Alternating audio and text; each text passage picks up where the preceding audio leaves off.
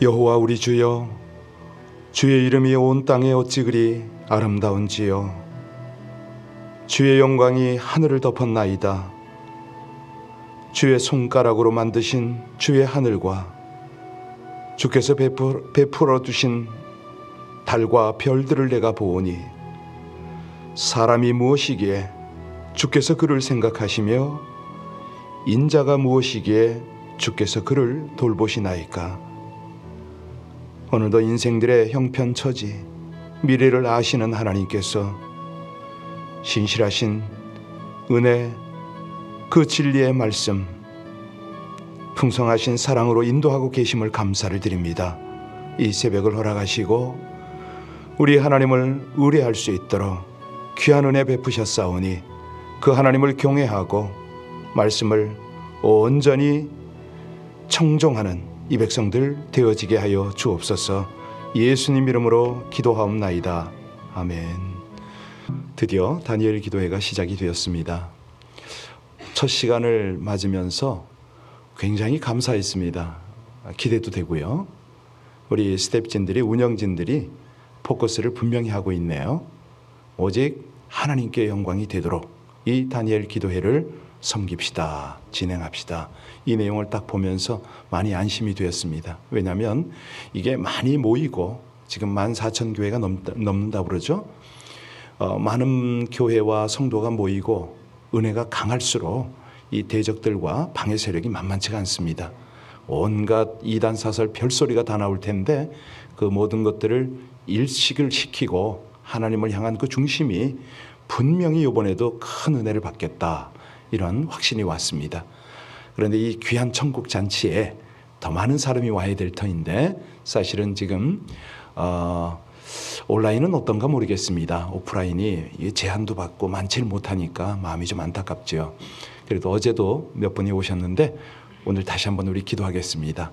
하나님께서 우리에게 정말 하나님을 향한 우리의 중심을 주장하셨사오니 이번 다니엘 기도회를 통해서 날이 더할수록 더 많은 참가자가 있게 하시고 더 풍성한 은혜, 놀라운 하나님의 역사를 경험하게 해달라고, 우리 모든 진행 과정 중에 요동함이 없고 또 실수나 특별히 이 문제가 없도록 인터넷이나 영상이나 모든 문제에 있어서, 모든 상황에 있어서 하나님의 간섭과 하나님께서 인도하시는 은혜가 풍성하게 해달라고 합심으로 함께 간절히 주님 앞에 기도 올리겠습니다.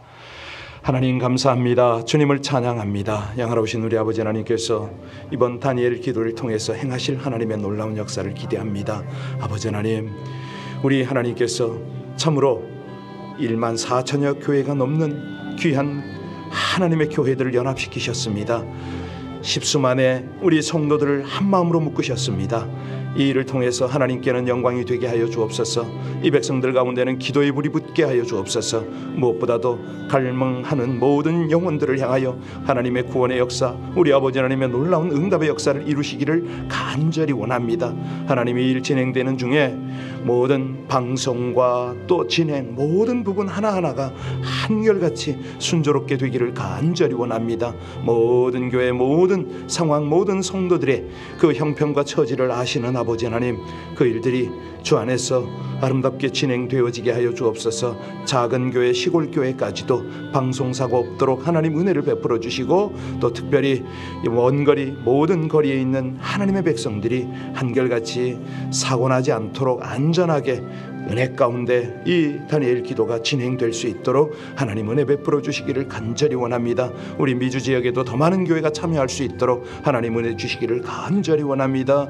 모든 성도들이 서로가 서로를 세워가며 함께 위로하고 격려하고 합심으로 기도해서 우리 아버지 하나님께서 베푸시는 놀라운 승리, 놀라운 기도의 능력들을, 응답들을 경험하고 우리 주님 앞에 큰 영광을 돌려드리게 하여 주옵소서. 시작부터 끝까지 모든 과정이 주께 있음을 고백합니다. 하나님, 안전한 가운데 더욱 풍성한 은혜로 채워주시옵소서. 오직 이 모든 과정을 통해서 영광을 받으실 분이 하나님이십니다. 영광을 나타내시옵소서. 우리는 온전히 하나님께 순복하고 하나님께서 행하시는 일을 칭송할 것입니다. 아버지 하나님, 많은 기도 제목을 가지고 기도하는 주의 백성들이 큰 은혜, 놀라운 응답을 받고 주께 영광을 돌리게 하여 주옵소서. 이 일에 온전한 주가 되시는 우리 주 예수님 이름으로 감사하며 기도하옵나이다. 아멘, 아멘. 욥기 16장입니다. 욥기서 16장 18절로 17장 5절까지의 말씀을 합독하십니다. 16장 18절부터 17장 5절까지 합독하십니다. 땅아 내 피를 가르지 말라. 나의 부르짖음이 쉴 자리를 잡지 못하게 하라. 지금 나의 증인이 하늘에 계시고 나의 중보자가 높은 데 계시니라. 나의 친구는 나를 조롱하고 내 눈은 하나님을 향하여 눈물을 흘리니 사람과 하나님 사이에와 인자와 그 이웃 사이에 중재하시기를 원한. 수년이 지나면 나는 돌아오지 못할 길로 갈 것임이니라. 나의 기운이 쇠하였으며 나의 날이 다하였고 무덤이 나를 위하여 준비되었구나. 나를 조롱하는 자들이 나와 함께 있으므로 내 눈이 그들의 충동함을 항상 보는구나. 청하건대 나에게 담보물을 주소서. 나의 손을 잡아줄 자가 누구리이까? 주께서 그들의 마음을 가리어 깨닫지 못하게 하셨사오니 그들을 높이지 마소서. 보상을 얻으려고 친구를 비난한 자는 그의 자손들의 눈이 멀게 되리라. 아멘. 다니엘 기도회를 이렇게 시작하면서 살피면은요, 참 복 있는 분들을 봅니다. 친구들과, 그러니까 이제 평소에 교제하는 분들과 더불어서 은혜의 자리를 함께 찾으시는 거죠. 그런 모습을 보면 참 하나님이 기뻐하시고 또 저런 아름다운 신앙의 여정이 참 복되다, 이런 생각을 합니다. 여러분에게 좀 질문을 몇 가지 할 텐데 한번 스스로 진단해 보시기 바랍니다. 여러분이요, 개인적으로 곤경에 처해 있을 때 금방 부를 수 있는 친구 있습니까? 몇 명 있습니까? 예. 사전에 알리지 않고요, 불쑥 찾아갈 수 있는 그런 친구 있나요? 이상한 생각하지 마시고. 예, 있나요? 몇 명이 있나요? 어느 집이 있나요? 함께 오락을 할 수 있는, 뭐 이렇게 그냥 수시로 이렇게 놀러도 가고 뭐 이런 그런 사람이 몇이나 되십니까? 제일 중요한 질문인데요. 여러분이 극심한 어려움을 겪을 때에 구체적으로 도와줄 사람이 몇이 있습니까? 누굽니까? 예. 이 질문에 자신 있게 대답할 수 있는 분 많지 않죠? 예. 알면서도 질문을 합니다. 왜? 내 신앙생활, 내 어떤 인간관계를 한번 돌아보는 거죠. 어느 상담자가요, 고통 중에 있는 사람들을 상대로 이런 질문을 했다고 합니다. 당신이 고통을 당하고 있을 때 어떤 사람이 가장 도움이 되던가요? 이 질문에 여러분들은 어떤 대답을 할지 모르겠지만 대답한 사람들의 공통점이 있었습니다. 뭐냐면 조용히 곁에 있어주는 사람입니다. 예, 공감이죠. 같이 느껴주는 거예요. 이해해주고 공감해주는 그런 사람이 참 귀한 관계다. 그런데 이게요, 인간으로서는 한계가 있습니다. 자, 무한한 공감, 완전한 도움은 누구다? 예, 하나님밖에 없죠. 우리가 하나님의 지금 모습을 말없이 지켜보는 모습을 지금 보고 있습니다. 엘리바스를 비롯한 이 친구들의 모습, 아주 이중적 모습을 가지지 않습니까? 순수한 마음으로 욥을 위로하러 왔어요. 그런데 시간이 지날수록 어떻게 됩니까? 점점 적대자로 바뀌어져 갑니다. 우리가 지금 계속 보고 있지만 더 이상 욥을 위로하는 것이 아니에요. 욥을 신문하고 정죄하는 심판자가 되어가고 있습니다. 지금까지 우리가 쭉 대화를 종합해 보면, 예, 고난은 뭐로부터 온다? 죄로부터 온다. 아주 이런 원리. 이들에게 하나의 도구마로 확실하게 자리 잡고 있는 것을 우리가 이제 확실히 볼 수가 있지 않습니까? 이들에게는 하나님이 공의로운 분이다. 예, 공의로운 분 맞아요. 그렇기 때문에 죄 없는 사람의 고난을, 예, 방치하실 수가 없다. 다시 말하면 죄가 있으면 고난 당해야 된다. 죄가 없으면 고난 당할 수가 없다. 뭐 이런 어떤 원리. 그래서 욥이 오늘 재앙을 당하는 것은 반드시 어제 욥에 지은 죄의 결과이지 않으면 안 된다. 뭐 이런 어떤, 예, 그런 정의를 하고 넘어갑니다. 이 사실을 욥에게 알려주고 또 고백하도록, 그러니까 자백하도록 가르치려고 하고 그러고 있습니다. 사실요, 어쩌면 이들은 예언자들이나 파수꾼 같다 이렇게 볼 수도 있어요. 에스겔서 3장 17절에 사람아 내가 너를 이스라엘 족속의 파수꾼으로 세웠다. 그러므로 너는 내가 하는 말을 듣고 나를 대신하여 그들에게 경고하여라. 무슨 얘기인지 아시겠죠? 친구들은요, 욥으로 하여금 하나님이 우리를 보내서 예언하고 해오고 파수꾼같이 너를 살피게 한다. 뭐 이런 어떤 접근을 하고 있습니다. 자기 나름대로 그런 사명을 수행하다 보니까 어느새 위로자의 모습은 없어져 버렸습니다. 그러니까 신문자와 심판자의 모습으로 탈바꿈해 가는 것이죠. 그런데 욥이 더욱더 견딜 수 없는 것은 이들이 하나님의 공의와 지혜를 변호한다는 명목으로 하나님의 대변자로 자처하잖아요. 그러니까 욥으로서는 견딜 수가 없는 거예요, 이게. 엘리바스의 두 번째 발언에 대한 욥의 응답, 이걸 우리 지금 보고 있는데요. 자신의 고통은 아랑곳하지 않고 주제넘는 책망과 훈계로 일관하는 친구들에 대한 저항입니다. 어제 잠깐 살펴본 것들을 다시 한번 요약을 하고 넘어가겠습니다. 이 3장 이후에 전개되어 온 어떤 이 대화를 살펴보면 욥의 응답은요, 친구들에게 먼저 한 다음에 하나님께 호소하는 이런 식으로 이제 욥이 말을 이어갑니다.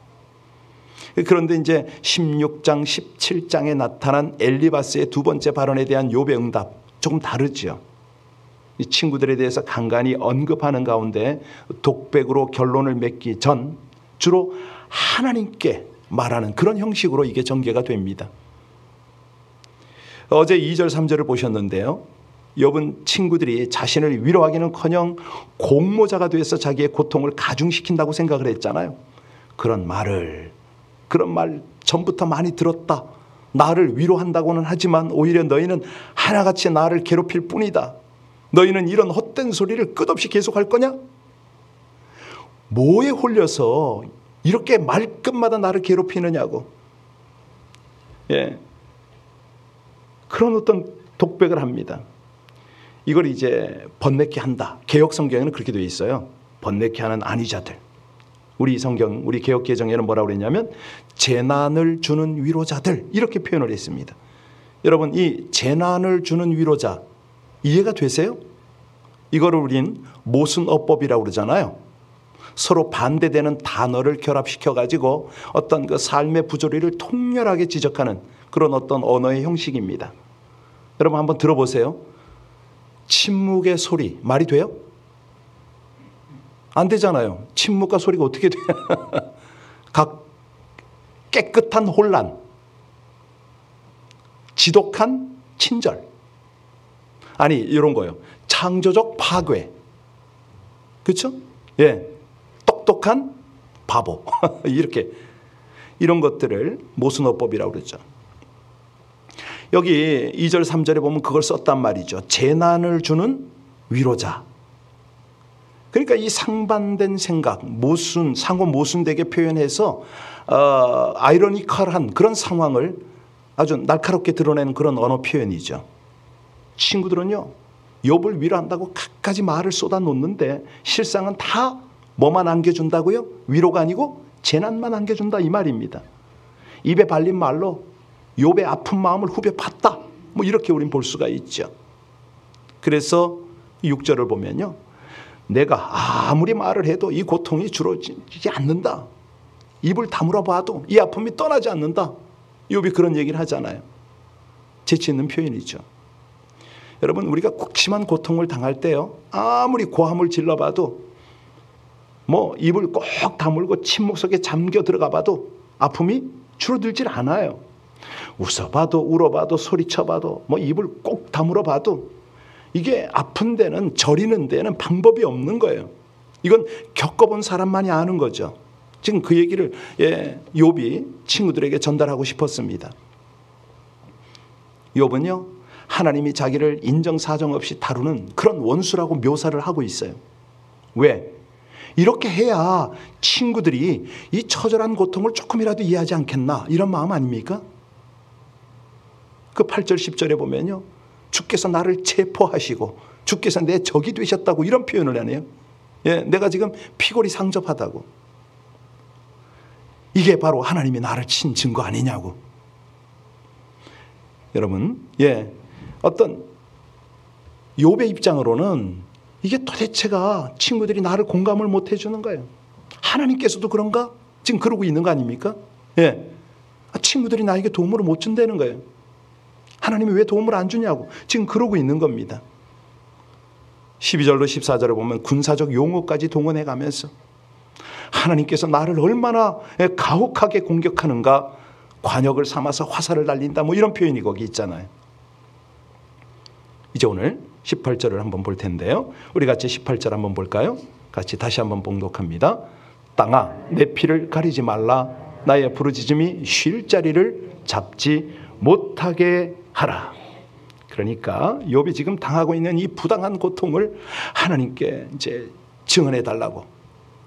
19절, 20절 계속 나오죠. 지금 나의 증인이 하늘에 계시고 나의 중보자가 높은 데 계시지 않느냐. 무슨 얘기인지 여러분 다 아세요 지금. 이게 이렇게 또 연결이 되는구나 딱 깨닫고 계실 텐데, 욥이 지금 하나님을 상대로 이 무죄 소송을 벌이고 있을 때에 친구들이 자기가 지금 아무 잘못한 것 없이 견디기 어렵고 부조리한 고통을 당하고 있다는 이 엄연한 사실을 좀 증언을 좀 해주면 안 되겠느냐, 양심껏 해라, 뭐 이런 얘기죠. 그런데 우리가 지금까지 살펴본 것처럼 친구들은요, 욥의 기대를 저버렸죠. 거꾸로 욥이 지은 죄에 응당한 벌을 받고 있다고 코너로 몰아붙였습니다. 그러니까 지금 18절에 땅아, 뭐라고 그러는 거죠? 땅, 너는 알지 않냐 이거예요. 내 억울한, 지금 나의 이 억울함을 땅아, 네가 좀 증언 좀 해라, 뭐 이런 말입니다.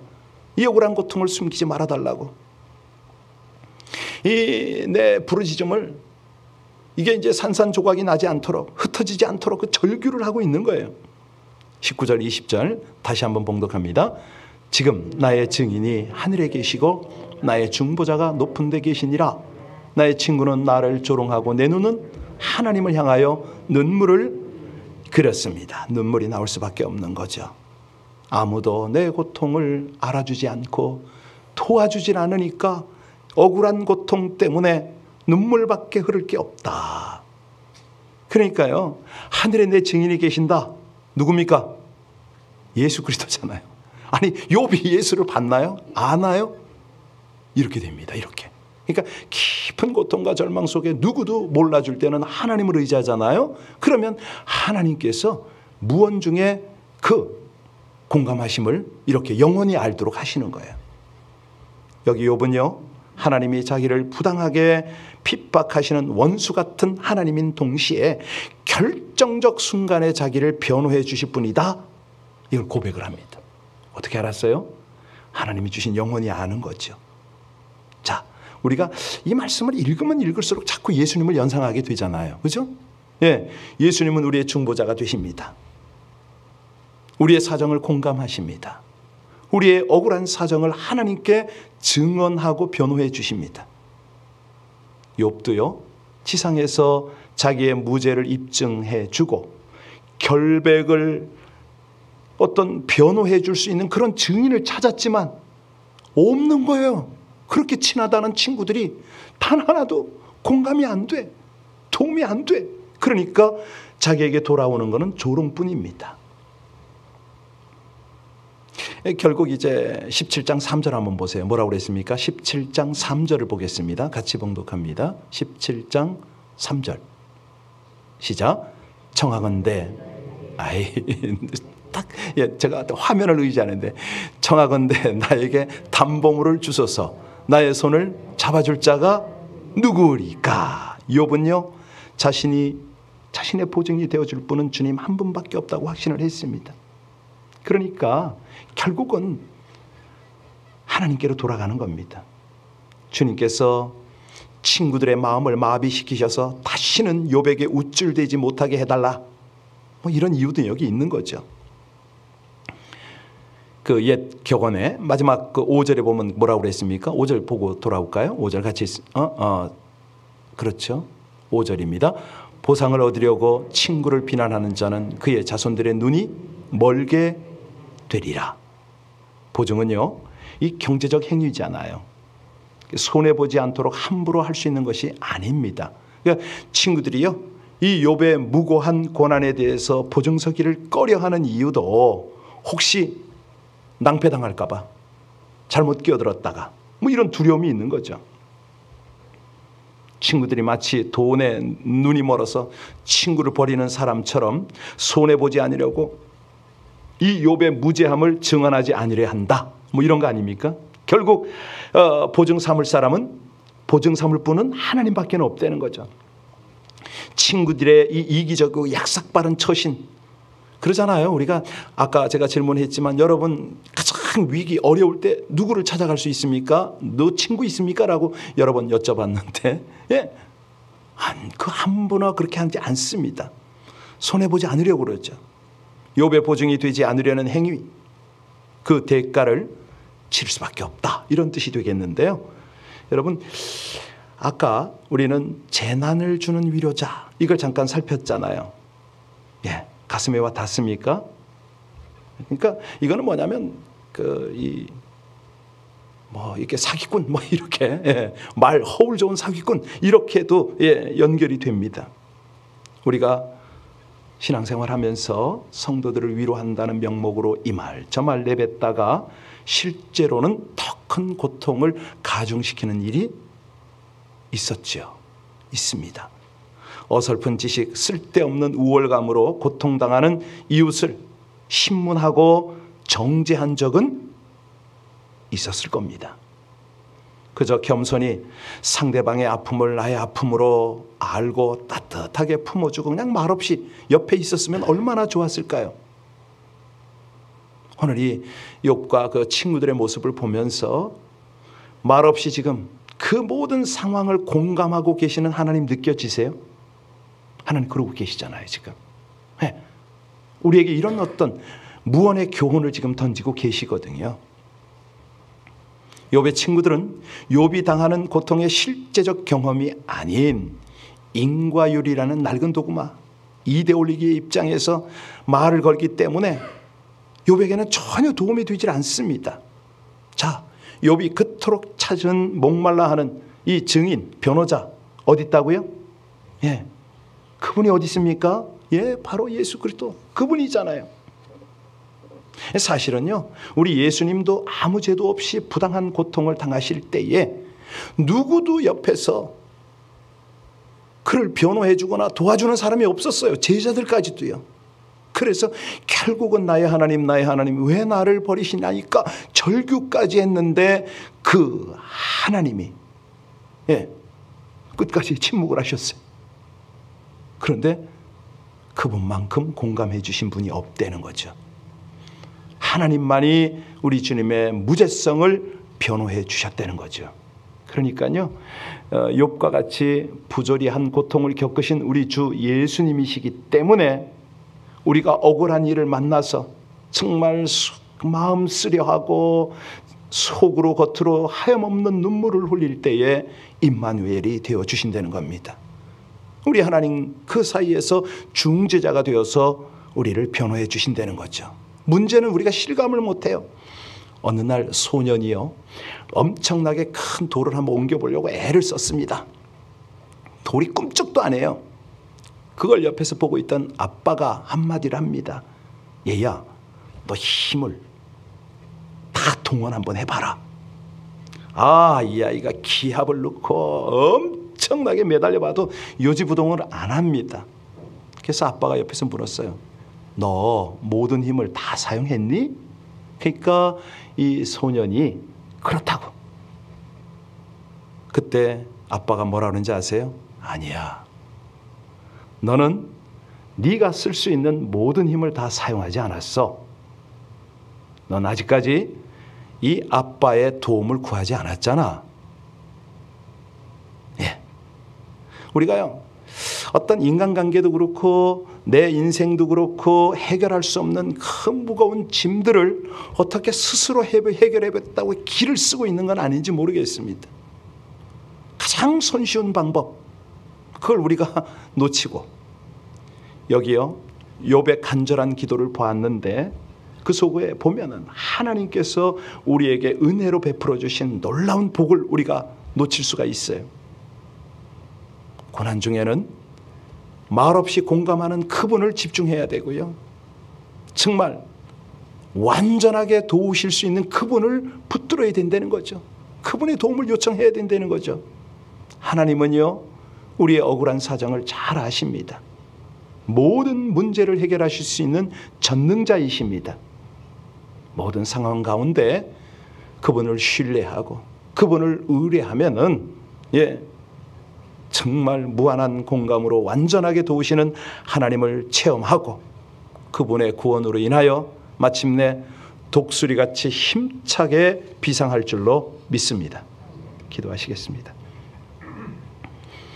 무한한 이해와 공감을 해주시며 완전한 도움을 주시는 하나님, 친구들의 조언에 지치고 낙심하여 탄식의 기도를 드리는 욥을 보며 억울하고 안타까운 처지와 상황일 때에 한계가 있는 사람의 이해와 공감보다 모든 것을 아시고 문제를 완전히 해결해 주실 수 있는 하나님을 찾고 의뢰하기를 소원합니다.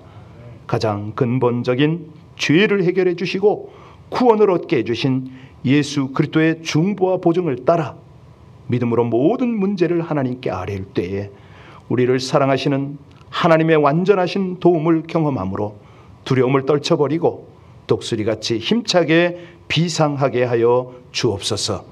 예수님 이름으로 기도하옵나이다. 아멘. 본당은 물론이지만 지금 온라인에 계신 분들 제 뒤 배경이 흰 배경이라 뭐지라는 생각을 하실 텐데요.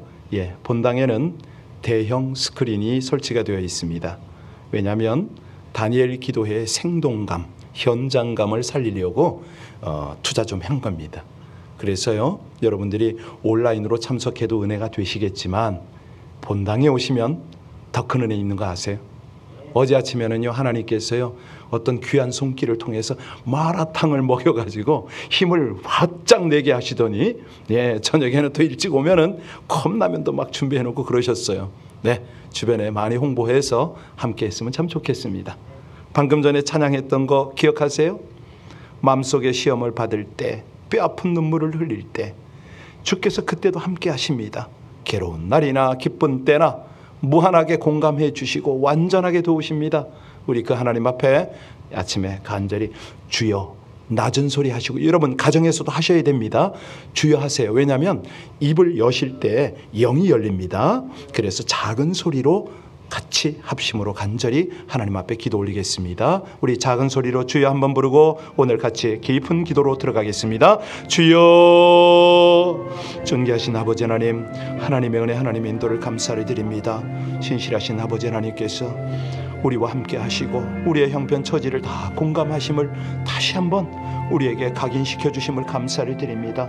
마음속에 시험을 받을 때, 무거운 근심이 있을 때, 뼈아픈 눈물을 흘릴 때, 아버지 하나님 죽을 것 같은 그런 상황 속에도 늘 함께 하시는 하나님을 의뢰하고 주님 바라보고 나가는 이 백성들 되어지게 하여 주옵소서. 감사합니다. 찬양합니다. 계속 이어지는 우리 다니엘 기도회를 통해서 이 모든 역사, 이 놀라운 은혜, 하나님의 영광이 충만하기를 간절히 원합니다. 오 아버지 하나님, 주의 사랑스러운 모든 백성들을 통하여 아버지 하나님께서 이 일을 참으로 함께 공감하시고 능력으로 도우시고 완전하게 도우심을 이 아침에도 함께 증언하여 주시기를 간절히 원합니다. 도우시고 역사하시는 아버지 하나님, 오늘도 무릎으로 정성으로 간절히 기도하는 주의 백성들의 간구를 들으시고 함께 하심을 믿습니다. 감사합니다. 찬양합니다.